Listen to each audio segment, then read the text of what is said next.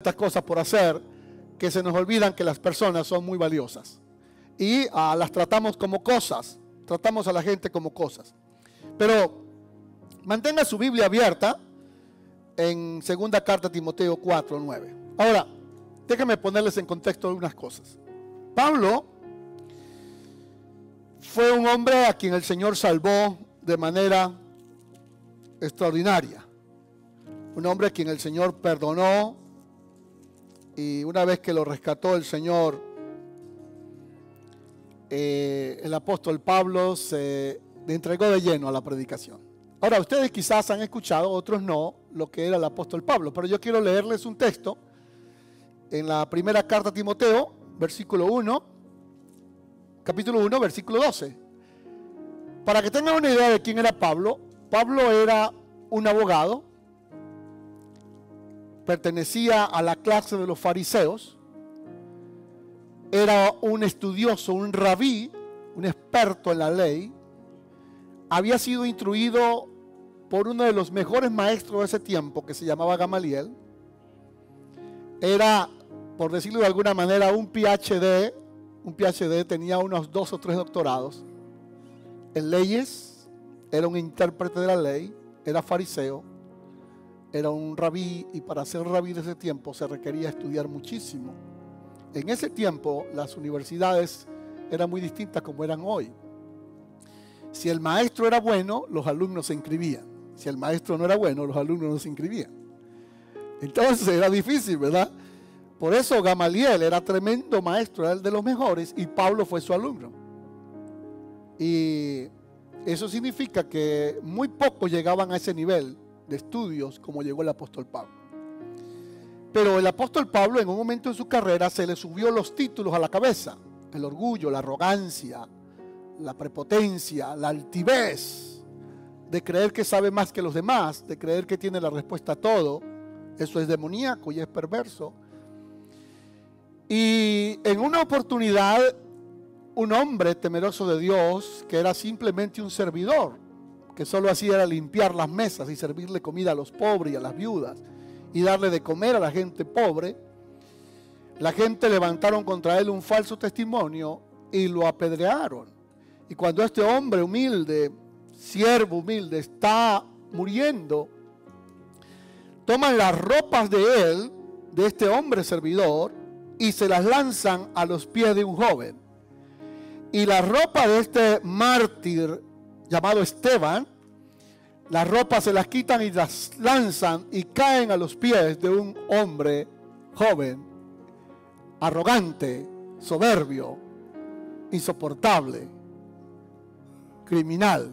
En ese momento no, pero se convirtió en un criminal después, llamado Saulo. Qué poder tan grande no solamente tenía el Señor a través del apóstol, a través de Esteban, sino que aún sus ropas estaban tan impregnadas de la presencia del Señor que él nunca iría a olvidar ese evento cuando una prenda de la ropa de Esteban cayó a sus pies. Cuando ya Pablo se hace un experto en la ley y tiene el poder en sus manos, entonces le pide a los sacerdotes y a las personas en autoridad que le dé cartas firmadas para él ir personalmente y perseguir a los cristianos. La Biblia dice que él entraba a las casas y sacaba arrastrando a los cristianos y los llevaba, él los entregaba a la cárcel. Era un hombre. Ahora, él describe con sus propias palabras en primera de Timoteo 1:12, para que ustedes entiendan un poco de quién estoy hablando, y dice así: doy gracias al que me fortaleció, a Cristo Jesús nuestro Señor, porque me tuvo por fiel. ¿Lo están leyendo conmigo? Estoy leyendo primera carta de Timoteo 1:12. Doy gracias al que me fortaleció, a Cristo Jesús nuestro Señor, porque me tuvo por fiel, poniéndome en el ministerio, habiendo sido yo antes. Mira cómo él se describe a sí mismo, cómo era el apóstol Pablo antes. ¿Qué dice? Habiendo sido yo antes blasfemo, perseguidor e injuriador. 3 calificativos él mismo se da a sí mismo de lo que había sido este hombre tan malo y tan perverso. Dice, pero Dios, levante su mano y levante su rostro. Usted que a veces se siente que no vale mucho. Yo diga, el Señor me tuvo por fiel. A ver, con ganas, diga, el Señor me tuvo por fiel. Le he fallado tanto a Dios. Tanto le he fallado a Dios que Él me tiene por fiel. Y por su amor nos coloca en el ministerio. Amén. Y dice, fui recibido a misericordia, porque lo hice por ignorancia, en incredulidad. Pero la gracia del Señor fue más abundante con la fe y en el amor en Cristo Jesús. Qué lindo, ¿verdad? Un hombre ya no es un matón, no es un criminal, ahora es un apóstol. Ahora, todo lo que el apóstol Pablo ha estudiado, lo usa después de haberse preparado, lo usa para la extensión del evangelio. Y es tan tremendo, es bueno que ustedes lo puedan entender, que este hombre es el apóstol que dijo de sí mismo, yo no era de los 12 apóstoles, sino que era como un aborto. Yo era un abortivo prácticamente, yo no fui del equipo de los 12. Se consideraba un aborto, yo era un abortivo y el Señor tuvo misericordia de mí. Ahora, Pablo era tan tremendo, terrible era ese hombre, que en Hechos capítulo 9, y cuento esto para que ustedes puedan entender mejor la prédica que voy a compartir con ustedes. En Hechos 9, Saulo respirando, y quiero que lo lean por favor, respirando amenaza. ¿Alguna vez usted ha estado muy airado? Cuando una persona está muy airada y cuando respira, lo que respira es ira, violencia, enojo y no puede controlarse. Sus palpitaciones están muy aceleradas y nada lo puede controlar. Acaba de morir Esteban, unos versículos antes, las ropas de este mártir caen en los pies de este joven presumido, orgulloso, arrogante, prepotente, altivo. Se creía más que los demás. Saulo respiraba amenaza. Lo que olía, lo que hacía era amenaza. A todo el mundo quería amenazar. Y muerte contra los discípulos del Señor. Y él vino al sumo sacerdote y le pidió cartas para ir a Damasco, a fin de que si se encontraba alguno por el camino de esos hombres o mujeres cristianas, los traería presos a Jerusalén.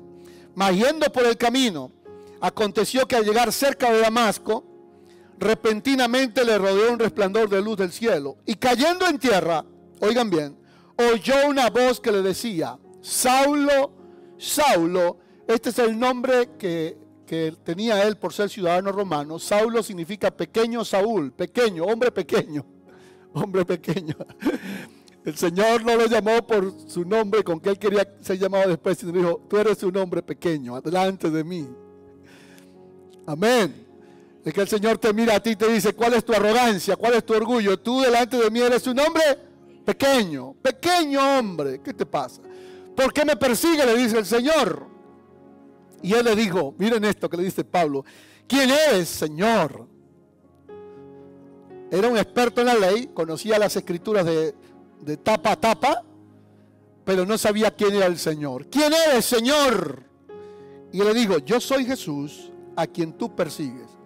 Dura cosa te dar coces contra el aguijón. En otras palabras, Pablo, todo lo que estás haciendo es simplemente un esfuerzo perdido. Él, temblando y temeroso, dijo, Señor, ¿qué quieres que yo haga? Y el Señor le dijo, levántate y entra en la ciudad y se te dirá lo que debo de hacer. Oigan esto, por favor. Pablo es un hombre que está acostumbrado a que cuando pide algo se lo den. ¿Conocen algún hombre así, alguna mujer así? No hay entre ustedes ninguno, gracias al Señor. Es un hombre que está acostumbrado que su orden es ley. Que si él dice esto, tienen que hacerlo porque él fue el que lo dijo. Y si no hacen eso, se enoja, se molesta, pierde el control, pierde todo y se abandona, se va, deja todo tirado. Entonces Pablo se encuentra con alguien que lo considera a los arrogantes, ¿cómo lo considera? Como hombres pequeños. Y él le dice, Señor, ¿qué quieres que yo haga? Y el Señor, él esperaba que el Señor de una vez le diera la respuesta. Esto es lo que vas a hacer. No, pero con Dios las cosas no son así. Él se toma su tiempo para tratar con tu vil corazón y con tu carácter y con mi carácter. Él le dijo, tranquilo Pablo, las cosas ahora no son como tú las planeaste, sino son como yo las planeé. Vamos paso por paso. Ahora, te vas a levantar y vas a ir a una ciudad y allá le van a decir lo que tú vas a hacer. Ríase conmigo y diga, Dios, a ver, más fuerte, diga, Dios es un experto en doblegar mi orgullo.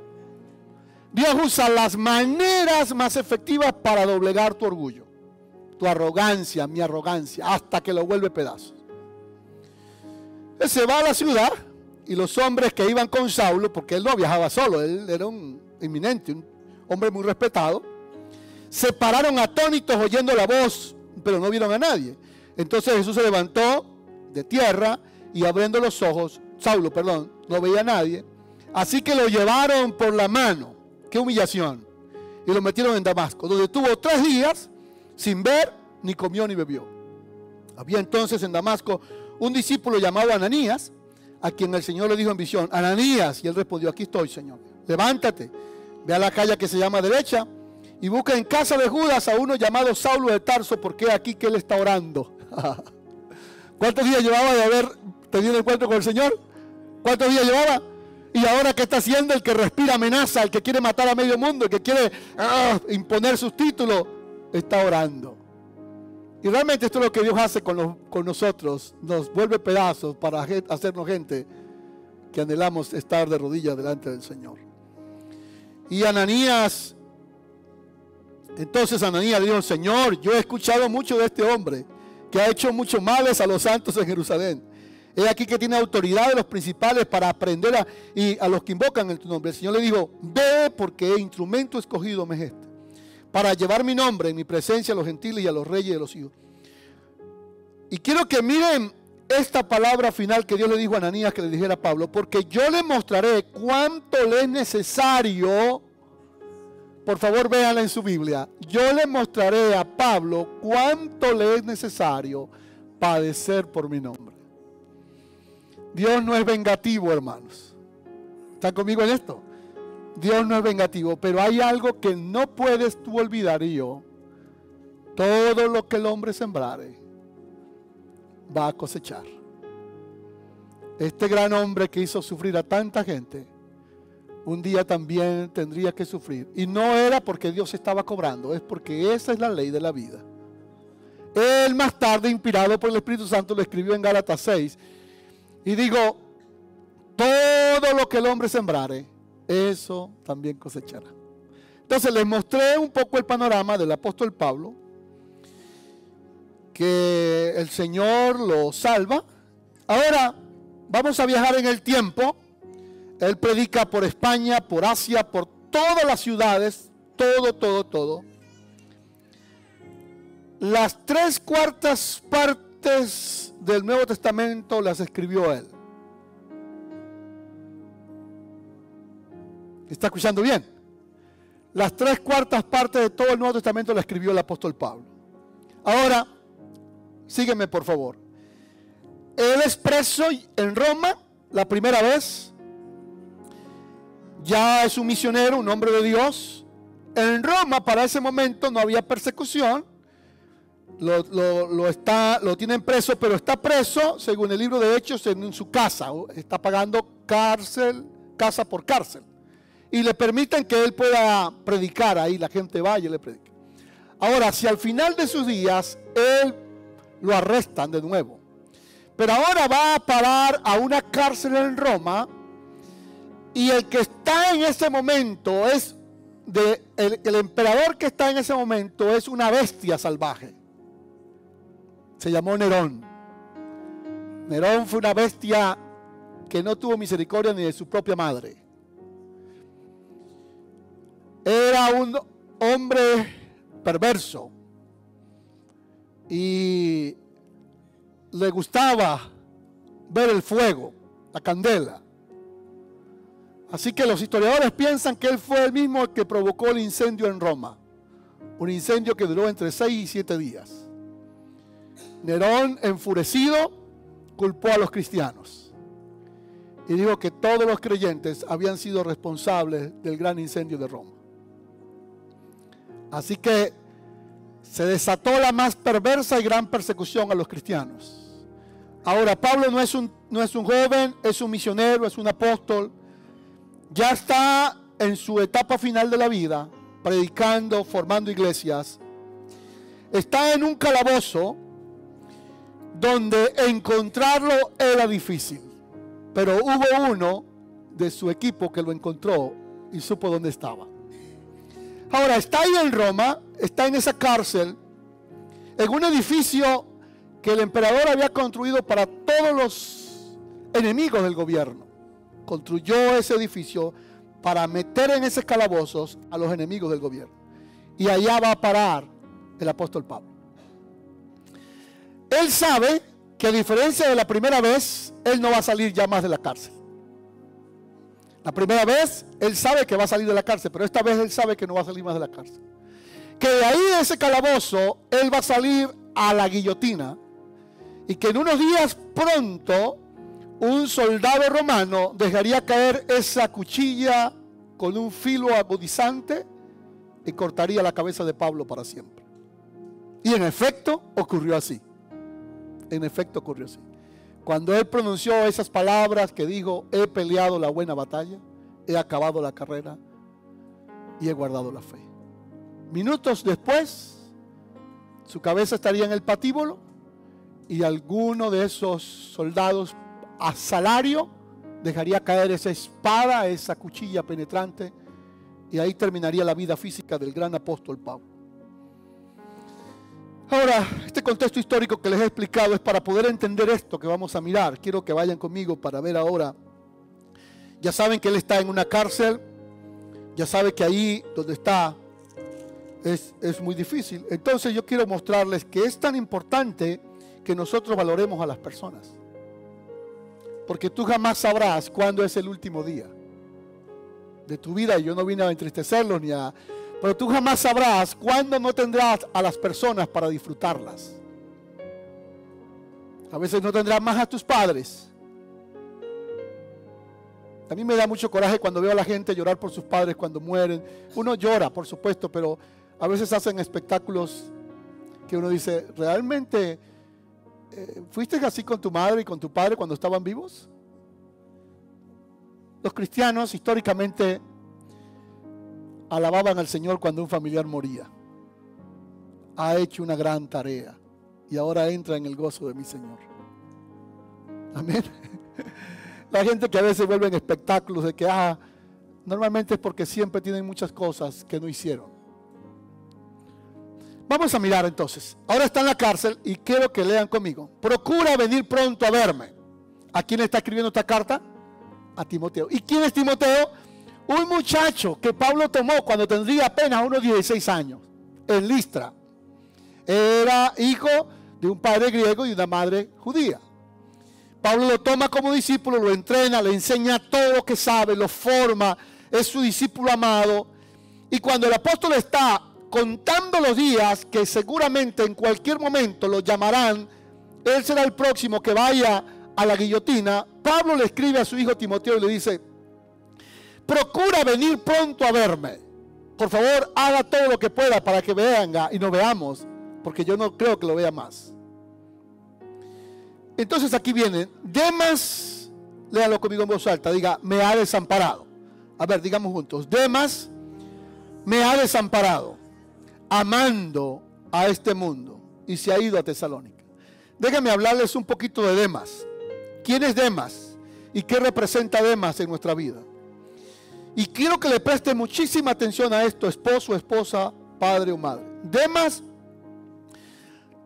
hay 3 referencias de él en el Nuevo Testamento. En Filemón, el apóstol Pablo lo presenta como un colaborador. Filemón 1:24. Unas cartas más adelantito allí está Filemón y Pablo en el 24 dice: Marcos y Aristarco, Demas y Lucas, mis colaboradores. Demas, este muchacho, primero era un colaborador. Abran su brazo conmigo y diga conmigo: colaborador. A ver, todos conmigo, colaborador. ¿Conoce usted a alguna persona que en algún momento de su vida era un gran colaborador? colaboraba en la casa, como los recién casados, ayudan en la casa. Mi amor, ¿qué necesita? Le llevan la comida a la cama. Mi amor, le preparo un huevito cocido. Aquí está. Mi amor, ¿qué le provoca? Mi amor. Al pasar los años, le dice, ¿y acaso tú no tienes manos para que te lo prepares? Ese es el síndrome de Demas. El síndrome de Demas es cuando usted y yo dejamos morir la etapa de ser colaboradores. En la iglesia comienzas a colaborar en todo, pero por alguna razón te descuidas en la vida y caes en la segunda etapa, y quiero que le prestes muchísima atención. Pablo le dice que Demas es un colaborador que está en el mismo nivel de Lucas, el médico amado. Lo pone en ese estatus. Ahora, en Colosenses 4:14, que es vecino allí de esas cartas, Colosenses 4:14, vayan por favor. Colosenses 4:14, Pablo dice así: os saluda el médico amado. ¿Están leyendo conmigo? Colosenses 4:14. Os saluda el médico amado y Demas. Ustedes, no hay que ser un experto en gramática para entender ese texto. Si él está diciendo, los saluda el médico amado y Demas, ¿qué piensan? ¿Qué piensan? Demas es solamente Demas. Ya perdió su categoría, su título de ¿cuál? De colaborador. Pero miren ustedes, ¿Lucas ha perdido ser el médico amado? No. ¿Dónde se descuidó Demas? Que después de ser un fiel colaborador, ahora simplemente aparece en la lista con su solo nombre, Demas. Nada más se dijo de él. Me gustaría decirle al Señor hoy, a mí, le invito a que usted también le pueda decir, Señor, que eso no pase conmigo. Que cuando usted, su nombre aparezca en la lista de los que le sirven al Señor, no aparezca su nombre solo. Juan o Pedro o Lucas o Mateo, solo. Aunque antes haya sido un colaborador. Aunque haya sido un esposo amoroso, una esposa amorosa, un hijo cariñoso con sus padres, unos padres cariñosos con sus hijos, pero hoy solo aparece su nombre en seco. Y sabe que eso suena duro para uno, ¿verdad? Que nadie diga nada bueno de uno, está bien dura la cosa, hermano. Vayan conmigo todos. ¿Cuál es la primera etapa de Demas? Todos conmigo en voz alta. Todos conmigo en voz alta. ¿Cuál es la segunda etapa de Demas? Demas. Gracias, Efraín. Demas. Ahora, ¿cuál es la tercera etapa? Y esto es demasiado importante. Vamos a Timoteo y ahí encontramos la respuesta. Dice, Demas me ha desamparado. Las personas que empiezan siendo colaboradores, amorosos, cariñosos, servidores, afectivos, animados, bien de todo, con su familia, con todo. Si se descuidan, pasan a ser simplemente personas. Y si se descuidan un poco más, pasan a la tercera fase. Y no quisiera que ninguno de ustedes llegue ahí. ¿Cuál es? Abandonan. Abandonan a la familia, abandonan a los hijos, abandonan la iglesia, abandonan a Dios, abandonan su palabra. Quieras tú decirle al Señor, Señor, no me deje caer ahí. Ahora, anímense conmigo y diga, Señor, no me deje llegar ahí. No me deje llegar ahí. Ahora, hay que defender a Demas también, no le podemos caer todo encima. Vamos a pensar que Demas calculó el costo. Y dijo Demas así: mi líder, el apóstol Pablo, está preso en esa celda. En unos minutos le van a cortar la cabeza. Es posible que el próximo sea yo. Así que prefiero que digan, aquí huyó que aquí murió. Yo no conozco a ese hombre, no quiero saber nada de Pablo, no quiero saber nada de él. Y ahora que es mi momento, mejor me voy. Ahora, hermanos, ¿a dónde se fue Demas? ¿Sabrá Dios? No, se fue a Tesalónica. Pero el apóstol Pablo dice una razón de peso por qué se fue. ¿Cuál es la razón de peso? Y léalo en voz alta, diga, amando este mundo. Amados hermanos y jóvenes, es tan fácil amar los placeres del mundo, dejarse atrapar por los placeres. Es tan fácil que Demas se deslizó por los placeres, buscando su propia gloria, buscando su propio beneficio. No fue el único. En el Antiguo Testamento, el ayudante del profeta Jeremías, llamado Baruch, en Jeremías 45:5, le pasó igual. Solo que él no abandonó a su líder o a Dios.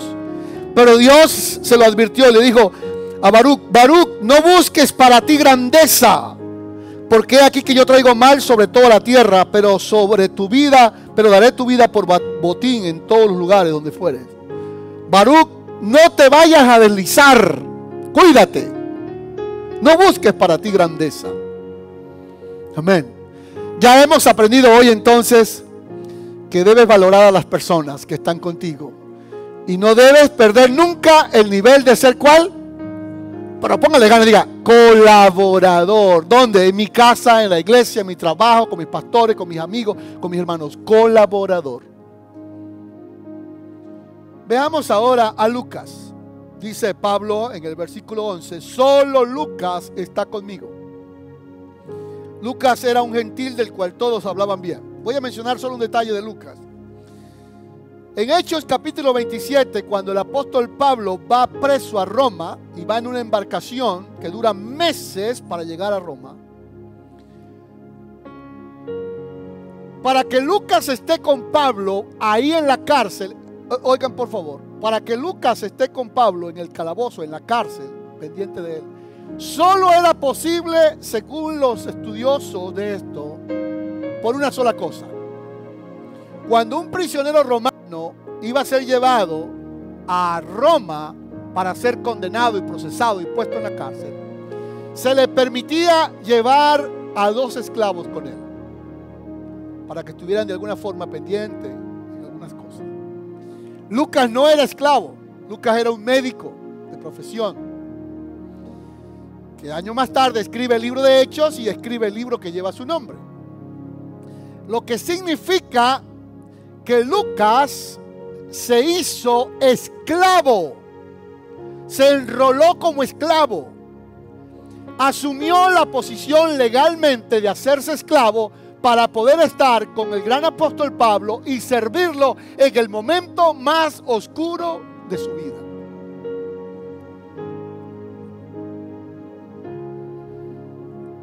Usted lee todas las cartas del apóstol Pablo, él siempre usa esta frase, Pablo apóstol siervo de Jesucristo. Esa palabra siervo es doulos, que es esclavo, soy un esclavo de Cristo. Lo que pasó entonces es que la única manera que Lucas esté con el apóstol Pablo es cuando él dice, yo me hago un esclavo para estar con el apóstol Pablo en las buenas y en las malas. Me motivan sus amenes. Muchas veces usted ha tirado la toalla, ha abandonado. Yo vengo a decirte hoy que no lo hagas. En la vida no siempre todo es color de rosa. Es bonito viajar con Pablo y escribir cartas y venga apóstol Pablo por aquí, coma esto, coma aquello, venga, ¿qué le servimos? ¿Qué le provoca? Que almorcemos, venga. Pero cuando va al calabozo de esa cárcel, solo es posible estar con él si yo he renunciado a mis pretensiones, muerto a eso, y digo, yo estoy dispuesto a servirte. ¿Alaban al Señor? Por eso Pablo dice, solo Lucas está conmigo. Dígale al Señor en esta mañana, Señor, enséñame a ser fiel. Vamos todos conmigo, Señor, enséñame a ser fiel. A ti, vamos a ti, a tu palabra, a mi iglesia, a mis principios, a mi familia. Cuando golpee duro la tempestad en tu casa, en tu matrimonio, en tu familia, no lo abandones. Sea fiel ahí. Como ese esclavo. Es que no nos gusta ser siervos. Señores sí, siervos no. El Señor exige, pero el siervo. Charles Swindoll dice: el amor que asciende es adoración, pero el amor que desciende es servicio. Lucas está con él. Ese es el segundo. Ahora, Juan Marcos es el tercero. ¿Ya aprendimos de quién? De Demas. Aprendimos de Lucas. Y ahora vamos a mirar a Juan Marcos. Digan todos en voz alta conmigo: los que merecen, vayan con fuerza, digan: los que merecen una segunda oportunidad. Dice Pablo: toma a Marcos y tráele conmigo porque me es útil para el ministerio. Yo voy a resumirles la historia de Juan Marcos. Juan Marcos, que normalmente se le llama Marcos, es el autor del Evangelio de Marcos. Él era un creyente en la iglesia primitiva, de quien se habla principalmente en el libro de Hechos. Juan Marcos se menciona por primera vez como el hijo de una mujer llamada María en Hechos 12:12, en cuya casa funcionaba una iglesia. Pero más tarde, cuando Pablo y Bernabé emprenden el camino misionero, Juan Marcos, por alguna razón, en Hechos capítulo 13, cuando ellos van a un lugar, a Chipre, y van a emprender un lugar de predicación, Pablo y Bernabé, Juan Marcos es un muchacho, un joven, y está muy animado y muy contento, y va con Pablo y Bernabé, los misioneros, y vamos para adelante con todo lo que venga lo vamos a hacer, pastor. ¿Qué es lo que hay que hacer para hacerlo? ¿Dónde hay que conquistar para yo mismo ser?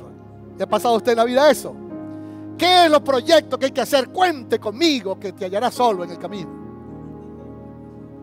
Usted le ha dicho a su esposa o a su esposo: mi amor, estaré contigo en las buenas y en las malas. No te preocupes, si tengo que bajarte el sol te lo bajo, y si tengo que bajarte la luna también te la bajo. Pero cuando Juan Marcos ve que van a entrar a Chipre y predican y solo uno se convierte, y luego van a entrar en una inmensa meseta donde hay ladrones, hay de todo en la calle, Juan Marcos dice: es mejor que me regrese para la casa. En la casa estoy más seguro, mi mamá me cocina, mi papá también. Yo mejor dejo a esta mujer y este hombre me vuelvo para mi casa. Se fue porque se le pusieron las cosas difíciles y abandonó. Entonces, años más tarde, unos días más tarde, Pablo y Bernabé le dice: Pablo y Bernabé, vamos otra vez a hacer otro viaje misionero. Y Pablo y Bernabé le dice: Pablo, vamos a llevarnos a Juan Marcos. Y el apóstol Pablo, que era un hombre radical, de esos tipos muy radicales, le dijo: conmigo que no cuente. Yo no me llevo a Juan Marcos. Si tú quieres te lo llevas tú, pero yo no me voy a llevar a Juan Marcos. Entonces le dijo Pablo, dijo Timoteo. Bernabé y Pablo tuvieron una discusión fuerte. Al fin Pablo dijo: vete con él. Él es tu primo, llévatelo. Yo me voy solo. Pablo sabía que Juan Marcos no estaba preparado para enfrentar esas etapas de la vida. Unos minutos más tarde iba a parar en la cárcel en Filipo. Por eso se llevó a Silas. En la cárcel, en Hechos 16, está Pablo y Silas a las 12 de la noche con cadenas en las manos y en los pies, y un soldado puesto a cada lado. Y Pablo y Silas están cantando himnos al Señor en la noche cuando la cárcel fue movida y las puertas se abrieron y un milagro extraordinario ocurrió. Bernabé no hubiese aguantado la presión de tener esas cadenas en las manos. Y Pablo, como un gran experto, avisoró eso y dijo: está bien, vete para tu casa y madure tu carácter, y cuando estés en madurez, asuma tus compromisos. A veces la vida es un poco compleja. A veces la vida, bueno, más que la vida, usted se mete en rollos para los cuales no está todavía con la madurez plena para asumirlos. No tiene más para dónde escapar. Están muy motivados ustedes hoy. El síndrome de Juan Marcos. Pero les tengo una buena noticia. Diga conmigo: les tengo una buena noticia. A ver, alégrense conmigo. Les tengo una buena noticia. Siempre hay alguien. A ver, todo conmigo. Siempre hay alguien con el don de la paciencia. No iba a ser Pablo. Él no tenía el don de la paciencia. ¿Sabe quién bregó con Juan Marcos? Bernabé, cuyo nombre significa consolador. Bernabé, que fue el maestro de Pablo. A ver, si fue el maestro de Pablo y pudo domar con la ayuda de Dios a este hombre tan indomable, pues agarró a su primo Bernabé, lo entrenó, lo preparó, le invirtió tiempo, lo ayudó. Alguien alaba a Dios conmigo. Siempre hay alguien en la vida que pasa tiempo contigo. Hay alguien que no tiene paciencia. No te desesperes si alguien no tiene paciencia. Hay personas que no tenemos paciencia para ciertas personas. Pero Bernabé, cuando Pablo está allá, Pablo le dice a Timoteo: por favor, trae a Juan Marcos, porque ahora me es útil para el ministerio. Alaban a Dios conmigo. Digan en voz alta conmigo: siempre, siempre hay una segunda oportunidad. Valore a los que te dan una segunda oportunidad. Déjenme avanzar un poco más rápido. Voy a hablarles ahora de Alejandro. Digan conmigo: Alejandro, los que me causan muchos males. Oren juntos conmigo: Señor, lleva... No, aquí no hay ningún hermano que se llame Alejandro. ¿Qué representa Alejandro en la vida al terminar un año? Son las personas que nos hacen llorar. Escuché una canción de Nelson Ned que me impactó muchísimo. Creo que ustedes saben quién fue Nelson Ned, el gigante de la canción. Nelson Ned escribe una canción que me tocó la fibra del corazón. Dice Nelson Ned: yo era un borracho. En las noches estaba loco. No encontraba la paz. Y a todas las personas que yo hice llorar en la vida, ahora yo estaba llorando por todas las personas que yo hice pagarle mal en la vida. Hasta que el Señor Jesucristo vino a mi vida y me rescató. No pudo reparar todos los daños Nelson Ned, pero por lo menos pudo terminar su vida mejor que el desastre de vida que tenía. Alejandro, Dios nos guarde de Alejandro. Lean conmigo el verso 14. Alejandro, el herrero, el calderero, me ha causado muchos males. Muchos males. El Señor le pague conforme a sus hechos. Déjame explicar esta palabra, muchos males. Quiero que vayas un momento, por favor, en la primera carta, en el primer capítulo.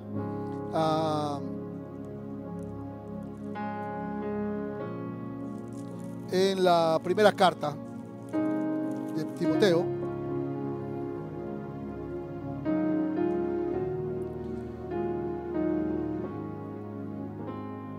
Bueno, lo perdí en algún momento. Pero quedémonos aquí. Lo estoy leyendo en el capítulo 4.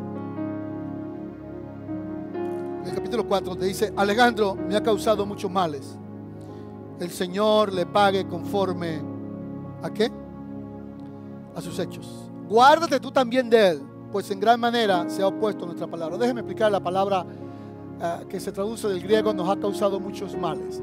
Oigan, por favor, para que la entendamos. Esta expresión en griego se usa para las personas que se llamaban informantes.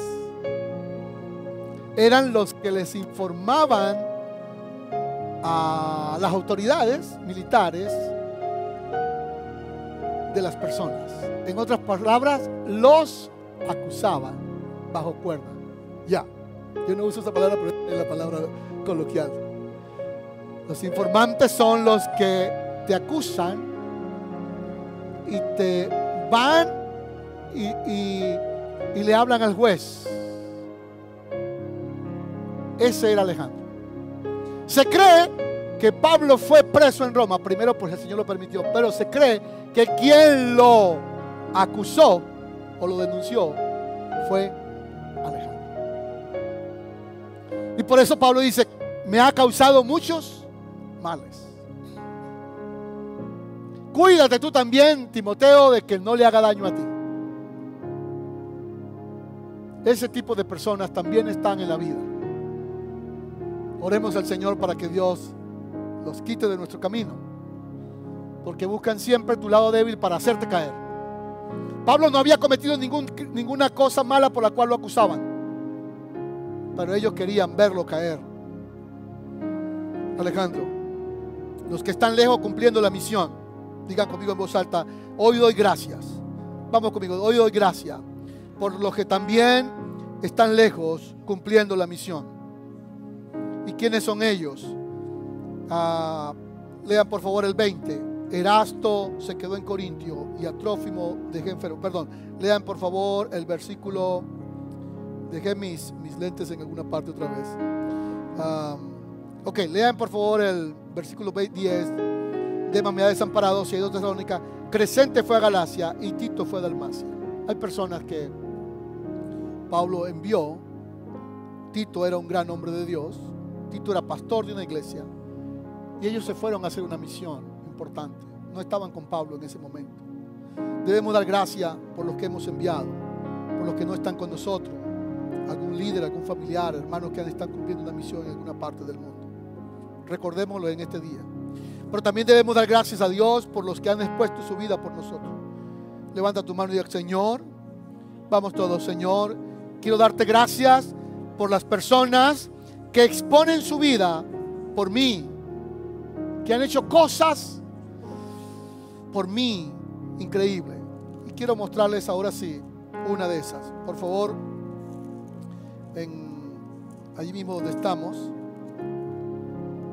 en la segunda carta a Timoteo, capítulo 1, versículo 16. Les dije que Pablo estaba preso en Roma, una cárcel.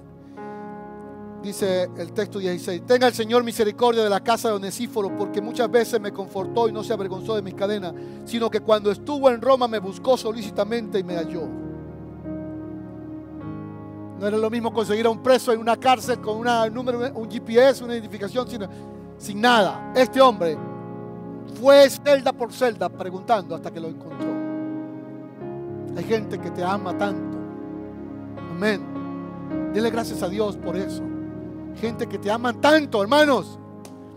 ¿Alguien alaba a Dios? Que te buscan, que no te sueltan, que no te dejan, que están contigo. Y tú le dices no y ellos siguen creyendo en ti. Onesíforo fue uno de ellos. Pero vaya por favor a Filipenses. Me gusta esta carta de Filipenses. Quiero que mires a otro hombre maravilloso. Capítulo 2 de Filipenses. Mas tuve por necesario, versículo 25, enviarles a Epafrodito, mi hermano y colaborador y compañero de milicia, vuestro mensajero y administrador de mis necesidades, porque él tenía gran deseo de veros a todos vosotros y gravemente se angustió porque había oído que había enfermado, pues en verdad estuvo enfermo y a punto de morir, pero Dios tuvo misericordia de él, y no solamente de él, sino también de mí, para que yo no tuviese tristeza sobre tristeza. Así que lo envío para mayor solicitud, para que al verle de nuevo se gocen. Recibirle pues en el Señor con todo gozo y tenerle en alta estima, porque por la obra de Cristo estuvo próximo a la muerte. Oiga esto: exponiendo su vida para suplir todo lo que me faltaba a mí. Respire profundo y diga: hay personas, quiero que lo digas con ganas, hay personas que sin yo darme cuenta se han sacrificado por mí.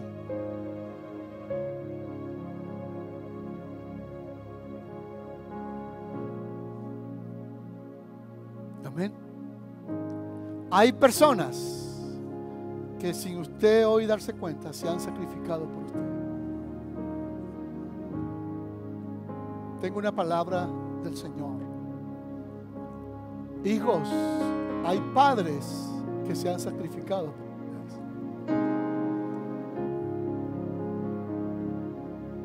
Hay madres que en silencio sufren, se han sacrificado por sus hijos.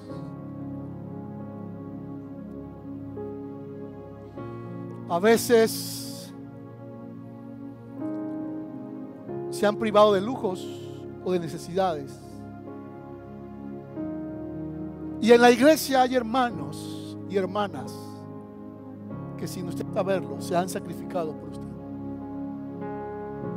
Y el apóstol Pablo en una cárcel se toma el momento para darle gracias decir: Epafrodito, no solamente me cuidaste, no solamente viste de mí, sino que estuviste dispuesto a dar su vida, a arriesgar su vida por mí si era necesario.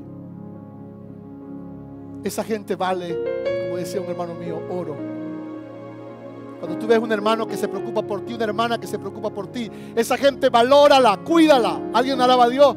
Valora a esas personas, cuídalos, abrázalos. Son un regalo de Dios para tu vida.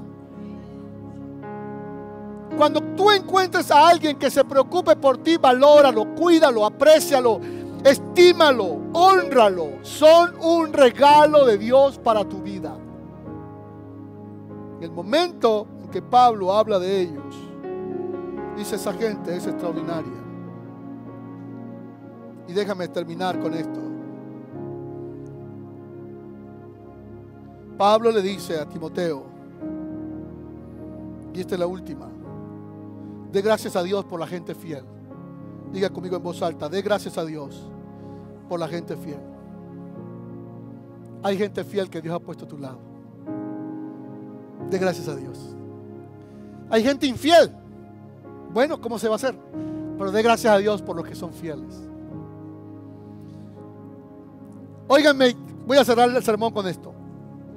A ninguna persona se le podía hablar con tanto amor, sino con alguien que sea íntimo, fiel.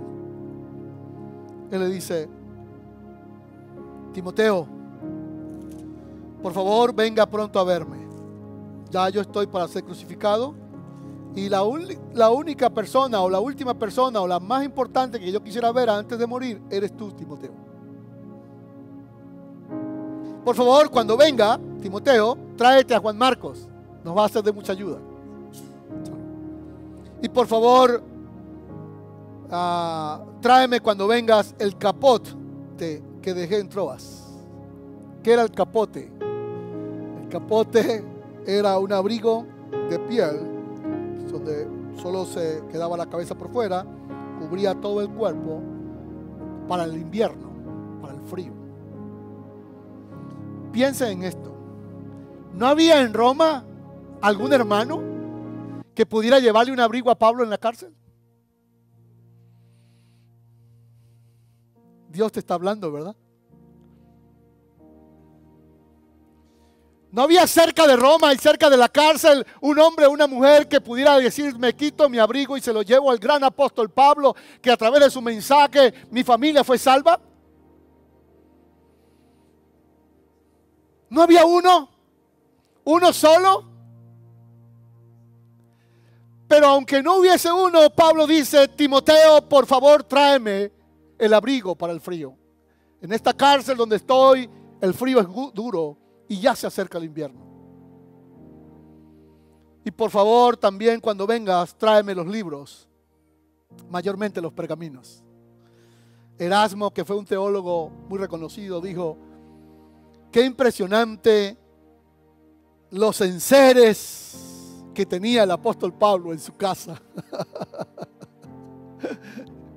Qué impresionante lo que tenía el apóstol Pablo en su casa. Solo un suéter para el frío y los libros.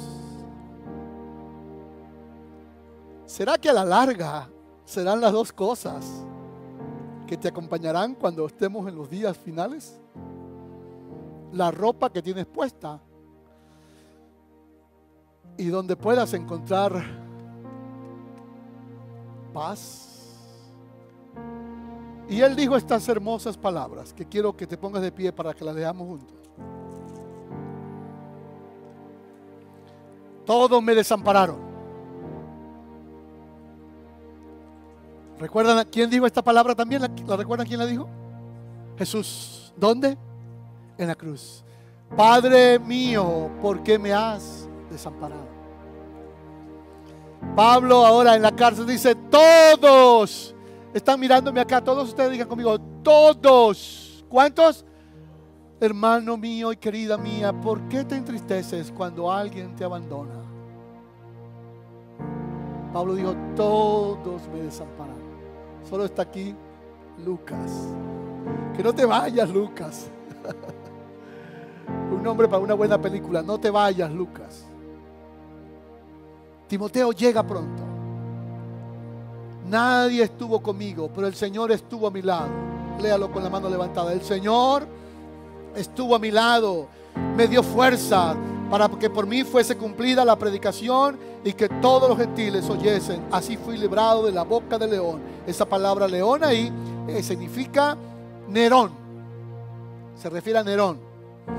Y el Señor me librará de toda obra mala y mira la diferencia. El versículo 17 se refiere al primer apresuramiento de Pablo en Roma. Y el 18 es el momento en que él está. El Señor me librará de toda obra mala y me preservará para su reino celestial. Esa expresión que usa acá, me preservará para su reino celestial, indica que lo que el apóstol Pablo estaba esperando ya era su muerte para estar con el Señor. Todos están de acuerdo que Timoteo no llegó a tiempo a la cárcel. Todos los que estudian las cartas paulinas están de acuerdo que Timoteo no logró llegar a tiempo, que la orden de ejecución del apóstol Pablo fue antes.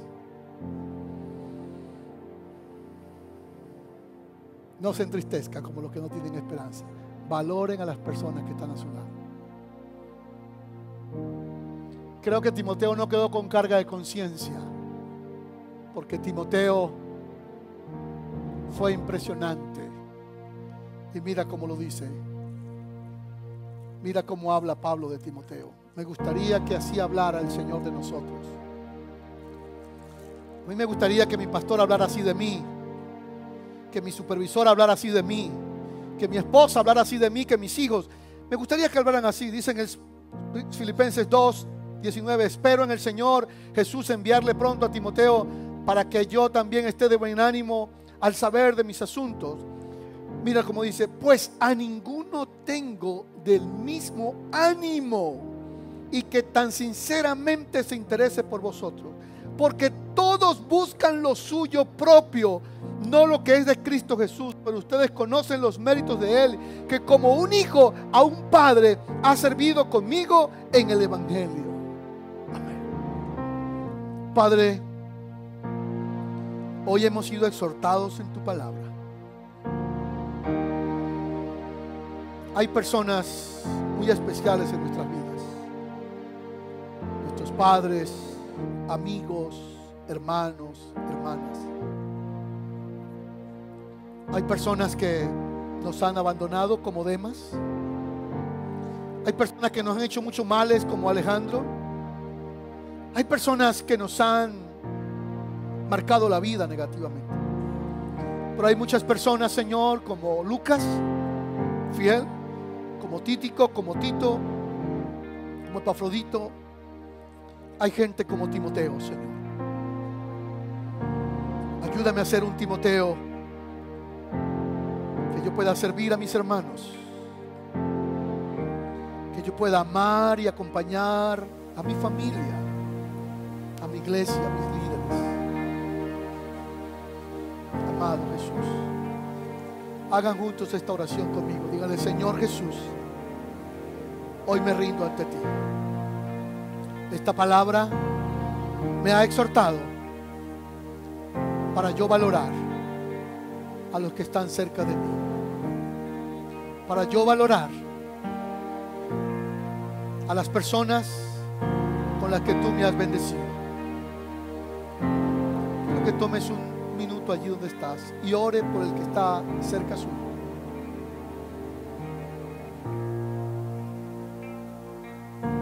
Dele gracias al Señor por la persona que está a su lado. Si tú no sabes orar, invito a algunos líderes que puedan ir a los lugares y puedan orar por ustedes.